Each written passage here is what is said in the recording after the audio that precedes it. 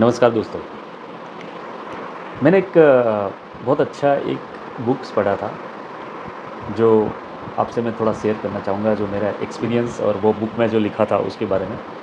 अब मैंने कुछ पॉइंट्स नोट डाउन किए थे उसके लिए। बुक्स का नाम था फाउंडर मेंटालिटी। अब ये बुक्स के ऊपर जो जो बुक्स में लिखा था और जो मेरा एक्सपीरियंस अलग-अलग टेक्सटाइल कंपनियों के साथ हुआ, तो मैंने वो बुक्स के साथ उसको मैच किया और मुझे लगा कि इसको मैं एक बार आप लोगों को शेयर करूँ। तो मैंने कुछ नोट्स बनाई है which I want to share with you people. देखिए, ऐसा है कि मेरा टोटल 30 साल का टेक्सटाइल इंडस्ट्री में एक्सपीरियंस हो गया है और मैंने देखा है कि इस 30 साल में काफ़ी इंडस्ट्री का टेक्सटाइल में अप डाउन हुआ है और मैंने ये सारा जो अप डाउन हुआ है उसमें मैंने बहुत ओनर्स के साथ, बहुत बिज़नेस हेड के साथ, मैनेजर्स के साथ, सुपरवाइज़र्स, वर्कर, इन लोगों से हर एक सिचुएशन में काम किया है। अलग-अलग कंपनियों के साथ कॉन्टैक्ट में रहा हूँ, उनकी कंडीशन देखी है, उनके हायर मैनेजमेंट को, उनके हर एक लेवल पे मैं कनेक्ट रहा हूँ। तो मुझे लगा कि क्यों नहीं मैं कुछ फाउंडर मेंटालिटी के ऊपर टेक्सटाइल के साथ कनेक्टेड कुछ केस स्टडी और कुछ इनपुट दूँ। तो मैंने देखा कि जो मतलब बुक्स में भी लिखा है और ऐसे भी अगर देखा जाए तो मतलब आउट ऑफ 9 कंपनी में से एक कंपनी सस्टेनेबल प्रॉफिट करती है, चाहे वो टेक्सटाइल हो, चाहे वो अदर इंडस्ट्री हो in 1 decades. And this is really fact if you can see the textile और एनी अदर इंडस्ट्रीज़। इनफैक्ट मुझे तो कभी-कभी ज़्यादा लग रहा है कि काफ़ी इंडस्ट्री चालू हुई, बहुत अच्छी तरह उन लोगों ने परफ़ॉर्म करना चालू हुआ, लेकिन आज वो कंपनियों का एक्जिस्टेंस भी नहीं है। जब ये सब चीज़ें मैंने चेक की और जब मैंने ये सब एनालिसिस किया कि ऐसा क्या हो रहा है कि जिसमें मतलब 10 या 15 साल में एक ही ऐसी कंपनी होती है आउट ऑफ 10 कि जो सस्टेनेबल प्रॉफिट बनाती है और सस्टेन रहती है और बाकी की कंपनी आइदर बंद हो गई है या बहुत स्लो डाउन है, उसका बॉटम लाइन सही नहीं है। जब इसका पूरा एनालिसिस मैंने किया, बहुत लोगों से बात किया, तो उसमें पता चला कि 85% लोग जो उसमें मुझे जो बोल रहे थे कि भई वो इंटरनल रीज़न थे। इसका मतलब कि कोई भी कंपनी प्रॉफ़िट नहीं कर रही है या लॉस में है या बंद हो गई है, उसका अगर एनालिसिस किया जाए और उसके जो जितना भी स्टाफ था या जितने भी हायर लेवल के मैनेजमेंट के आदमी थे, उसको जब बात किया तो उसमें से मेजॉरिटी मतलब 80 टू 85% ये बोल रहे थे ये टेक्सटाइल में कि इसका रीज़न इंटरनल था, which is very shocking to all of us. इसमें अगर आप और मैं अगर ये देखें कि एक्सटर्नल जो फैक्टर है, जो कंपनी का इम्पैक्ट करता है, वो बहुत विज़िबल होता है। Like sales growth, profitability, share holder return, which is we can track also, we can easily check also, or it is very visible. But if you talk me about the most important factor, which is the internal factor or internal story, which is not easily visible or less visible, and which is I understand that कि एक quality workforce को retain करना, culture को develop करना, system को upgrade करना, experience से सीखना, बिज़नेस मॉडल अच्छा एडॉप्ट करना और कॉस्ट लोअर करना, वो सब इंटरनल रीज़न्स है। इसका मतलब ये हुआ कि मतलब अगर कोई भी कंपनी का फेल्योर या स्लो डाउन हुआ है या लॉस में चल रही है, तो जब एनालिसिस करते हैं या जब उनके जो टॉप लेवल से बॉटम लेवल में जब हम बात करते हैं, तो एक ही चीज़ आ रही है कि वो है इंटरनल इश्यूज़ और इंटरनल कंडीशंस रादर एक्सटर्नल। तो ये जो एनालिसिस के बाद जो ये बुक में लिखा है वो मैं थोड़ा और बताऊंगा कि जो ग्रोथ के क्राइसिस है वो 3 टाइप के बताए गए हैं, जिसका मैं एग्जांपल भी देना चाहूँगा। एक है ओवरलोड। सो मैं ऐसे प्रिडिक्टेबल क्राइसिस के बारे में बात करूँगा और कुछ कंपनी का जो केस स्टडी मैंने किया है उसके बारे में भी बताऊँगा। तो पहला होता है overload predictable crisis, growth crisis. इसमें ऐसी कंपनी आती है जो बहुत यंग हो और अ, अच्छा बिजनेस करती हो, but because of you know external moment जो होती है उसको लूज़ कर जाती है, बिकॉज ऑफ इंटरनली उसको नहीं मैनेज कर पा रही है। तो ऐसे फास्ट ग्रोइंग में जो इशू आते हैं कंपनियों में, फास्ट ग्रोइंग में, एंड उसकी वजह से ऐसे ग्रोथ क्राइसिस आ जाती है और कभी वो कंपनियां फेल होती है, लॉस में आती है। वो मैं कुछ एग्जांपल देके आपको अभी समझाऊंगा। दूसरा है स्टॉल आउट, जो प्रिडिक्टेबल क्राइसिस होती है। तो ये बेसिकली सडन स्लो डाउन है। जो बहुत अच्छी सक्सेसफुल कंपनी होती है, बट बिकॉज ऑफ जो उसके लेयर्स होते हैं, जो कंपनी के ऑर्गेनाइजेशन के लेयर कॉम्प्लेक्सिबिलिटी है, क्लियर मिशन नहीं होता है, और ये जो फोकस नहीं रहता है, तो उसकी वजह से ऐसी क्राइसिस आती है जो प्रिडिक्टेबल है। तीसरा है फ्री फॉल। फ्री फॉल मतलब पूरा ग्रोइंग जो है, जो कोर बिजनेस का, कोर मार्केट का और बिजनेस मॉडल, वो पूरा फ्री फॉल हो जाता है और कंपनी एकदम लॉस में आ जाती है। लाइक कोई प्रोडक्ट चेंज हो गई, कोई मार्केट में से मतलब ऐसी चीज़ आ गई जो कंपनी को भारी नुकसान उठाना पड़ता है। लाइक एक एक एक एग्जांपल की अगर बात करें तो वाइडर विथ का कप डेनिम काफ़ी बिकने लगा, तो जो छोटी लूम वाली कंपनियां थी उसको भारी नुकसान हुआ और वो लोग उस मोमेंटम को चेंज नहीं कर पाए अपने आप को, because of cost, because of capex. So basically free fall हुई और काफ़ी कंपनियां उस टाइम भी बंद हो गई। तो let us understand this predictable crisis and how to save our self with such crisis. जैसे मैं एक कंपनी का नाम लूँगा, Mayur brand, which is RSW में one of the good brand, जिसने रिसेंटली में PV बिजनेस बंद कर दिया। एंड एक बार समझते हैं कि क्या हुआ था। कंपनी एक्चुअली बहुत पुरानी थी, ये ब्रांड पर्टिकुलर 1990 की थी, और इन 1990 एक्चुअली ये मार्केट PV का बहुत अच्छा बूम था। जस्ट मैं बताऊं तो मयूर के अगर सेलिब्रिटी थे तो वो शाहरुख खान थे, सलमान खान थे, सो मेनी सेलिब्रिटी इसकी एडवर्टाइज़ करते थे। और अभी उसके बाद ये हुआ कि company face stall out crisis of growth. This is because I think कुछ भी डिसीजन था वो थोड़ा कॉम्प्लेक्स हो गया, बहुत लेयर्स आ गए मैनेजमेंट में। पहले ओनर डायरेक्ट कुछ डिसीजन लेते थे, डायरेक्ट एडवर्टाइजमेंट करनी होती थी तो खुद उसके मॉडल सिलेक्ट करके खुद कैसे इसको रिप्रेजेंट करना था उसके ऊपर ध्यान रहता था। बट लेटर ऑन ये सब काफ़ी उनका फोकस हट गया। कॉस्ट काफ़ी बढ़ गई प्रोडक्शन की, बिकॉज कोई अपग्रेडेशन नहीं हुआ, कोई मशीनों का नहीं हुआ, फेज़ मैनर में जो होना चाहिए था वो कुछ नहीं हुआ, और एक्सपेंस इतने बढ़ गए थे कि जो बाहर जॉब वर्क में काम हो रहा था वो कंपनी के अंदर 1.5 गुना 2 गुना काम होने लगा। कुछ जो मयूर के ट्रेडर थे उसने मतलब अच्छी अच्छी ब्रांडों से डायरेक्ट टच कर लिया, और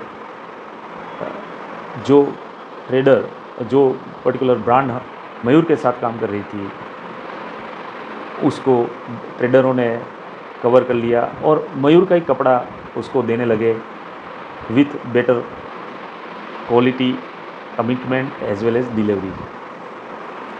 सो इसमें अगर बात करें तो मुझे लगा इसका जो फेल्योर था वो क्लियर मिशन नहीं था और विज़न नहीं था और कोई ग्रोथ प्लान नहीं था इन्वेस्टमेंट का चाहे कंपनी का। So this is one of the example for stall out. एक और कंपनी मैं जस्ट इधर बताऊंगा, सिंटेक्स टेक्सटाइल लिमिटेड। वो भारत विजय का एक अच्छा सा यूनिट था जो सिंटेक्स प्लास्टिक भी था, जो कि अभी इंसॉल्वेंसी में है। सो ये एक कंपनी जो है वो परफेक्ट ओवरलोड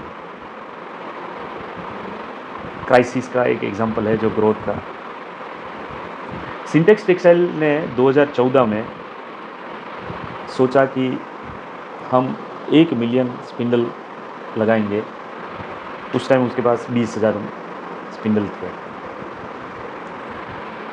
अब अगर एनालिसिस करें तो इतने मिलियन पहुंचने में जो अच्छे से अच्छी कंपनी को 3 से 4 डिकेड्स लगे थे, जबकि सिंटेक्स चाहता था कि एक ही डिकेड्स में वो 1 मिलियन पहुंच जाए। दूसरा एक जो इसमें हमको जानने मिला कि जो वर्कफोर्स था उसका और एक्सपीरियंस था जो चलाने का इतने बड़े एम्पायर का, वो काफ़ी कम था। बिकॉज़ मेजॉरिटी उनका जो फोकस और मेजॉरिटी एरिया ऑफ वर्क रहा है वो फैब्रिक ही रहा है, बीवीएम के नाम से वो चलाते थे। दूसरा जो केस स्टडी में ये नज़र में आया कि ये जो बिज़नेस है यान का वो एकदम साइक्लिक रहता है, तो वो राइट टाइम पे कॉटन का परचेज़, राइट टाइम पे यान का सेल, ये सब बहुत इम्पोर्टेंट होता है एक प्रॉफिटेबल ऑर्गेनाइजेशन बनाने में, जो वहाँ पे बिकॉज ऑफ इंटरनल इश्यूज और इंटरनल सिस्टम्स काफ़ी लेकिंग था, which cause overload crisis which is a predictable. Same way अगर बात करें तो सेंचुरी डेनिम, जो कि एक डेनिम मैन्युफैक्चरर था, 1997 में इन लोगों ने सेटअप किया था डेनिम को, एंड एक टाइम पे बहुत अच्छा नाम था। 1997 के टाइम में काफ़ी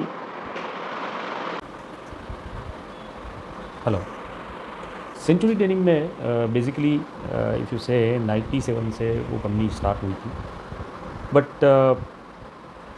जब ये बीच में सडन एक चेंज हुआ,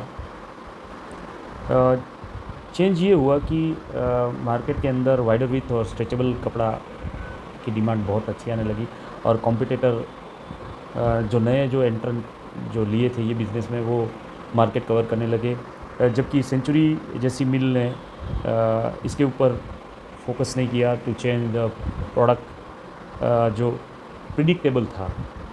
ये एक फ्री फॉल का बहुत अच्छा एग्जांपल है, जो एक बोल्ड मिशन नहीं था, जो स्पाइकीनेस चाहिए जो चेंज करने की, कि जो प्रोडक्ट मार्केट में चल रही है उसको इमीडिएटली चेंज ओवर करके उसको पिकअप करे। जैसे कि नोकिया क्यों फेल हुआ, बिकॉज ऑफ उसने जो टच स्क्रीन को एडप्ट नहीं किया। जो टाइमली ये सब जो किया है वो कंपनी सर्वाइव हुई उसी टाइम। और सिंपल जो रिजिड कपड़ा जो डेनिम में चलता है वही बेचने लगी, जिसमें बहुत मार्जिन थीम होते थे, तो धीरे धीरे काफ़ी लॉस में आ गई है, एंड बाद में उसको सेल करना पड़ा। फिर तो बहुत आगे लंबी कहानी हुई, जब सेल किया तो वर्करों ने काफ़ी इसमें रेजिस्ट किया, वो डील भी नहीं हुई, और बाद में तो काफ़ी इसमें इशू थे। तो बेसिकली ये एक फ्री फॉल का एक live example we can say. तो ये जितने भी क्राइसिस है, जो ओवरलोड है, स्टॉल आउट है या फ्री फॉल है, वो काफ़ी हद तक अवॉइड हो सकते हैं बाय इंटरनल हेल्थ चेकिंग। ये जो इंटरनल हेल्थ चेकिंग है उसको एक ही टूल है चेक करने का, वो है founder mentality. And founder mentality जो है वो इंटरनल एनर्जी को और अप रखती है, प्लस ग्रोथ को सस्टेनेबल ग्रोथ बनाती है। जो फाउंडर मेंटालिटी है वो बेसिकली 3 एलिमेंट इसमें है। एक है वो business insurgency, basically special mission क्या है कंपनी का, कंपनी क्यों है, बेसिकली इसके लॉन्ग टर्म मिशन क्या है, इसकी यूनिकनेस क्या है, स्पाइकीनेस कैरेक्टरिस्टिक क्या है, एलिवेटेड पर्पस क्या है।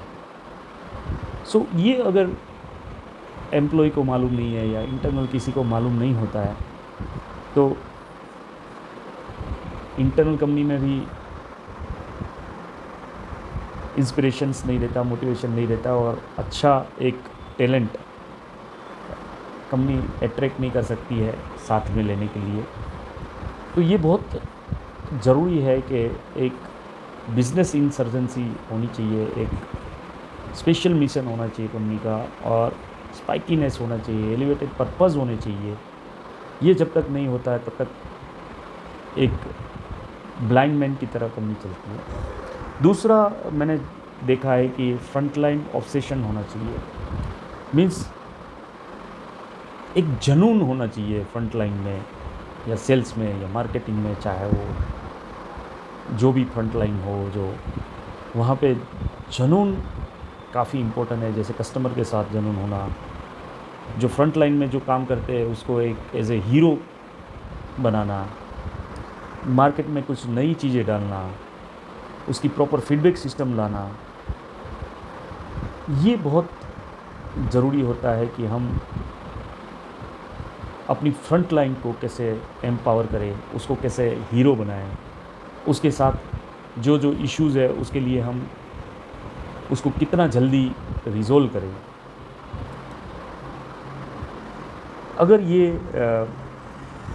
एलिमेंट को हम लूज़ करते हैं तो ब्यूरोक्रेसी हो जाती, जो पावर होता है वो मिडल मैनेजमेंट में चला जाता और समटाइम्स तो ऐसे लोगों के पास चला जाता है जो कभी कस्टमर को डील नहीं करते। मैंने बहुत कंपनी ऐसी फेल होते हुए देखी है जिसमें कस्टमर के डील के लिए ऐसे आदमी है जिसको कस्टमर का कुछ आइडिया ही नहीं है और वो यही सोचते हैं कि ऐसी चीज़ तो हम बनाते हैं वो आपको बेचनी है, जो सेल्स को बोलते हैं या प्रोडक्शन पीपल को बोलते हैं कि हम जो बोलते हैं वो बनाओ, जिसको मार्केट का कुछ आइडिया ही नहीं है। तो उस केस में बेसिकली ये हो जाता है कि अदर कंपनी को नुकसान होना पड़ता है या सेल्स ग्रोथ या फ्रंट लाइन का जो इशू स्टार्ट हो जाता है, ब्यूरोक्रेसी बढ़ जाती है। तीसरा है कि ओनर माइंडसेट। ओनर माइंडसेट मतलब अगर पूरी कंपनी में अगर ओनर माइंडसेट होता है तो वो कंपनी काफ़ी ग्रोथ करती है, एक रॉकेट की तरह स्पीड आती है, प्रोसेस बहुत सिंपल हो जाती है, सिंपल रहती है, जिसमें ब्यूरोक्रेसी कम रहती है। सब लोग अगर ओनर माइंडसेट की तरह काम करते हैं तो उसमें एक रिदम आ जाती है, सबका फोकस केस फ्लो के ऊपर ज़्यादा रहता है, कॉस्ट सेविंग के ऊपर बहुत ज़्यादा रहता है।